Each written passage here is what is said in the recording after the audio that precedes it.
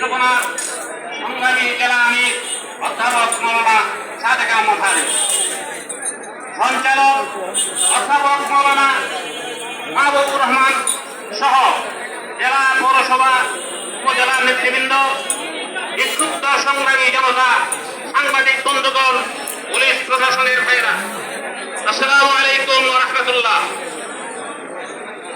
অত্যন্ত দুঃখের সাথে বাংলাদেশ জামাত ইসলামী এই সরকারের আমলে বিক্ষোভ কর্মসূচি ঘোষণা করতে হলো।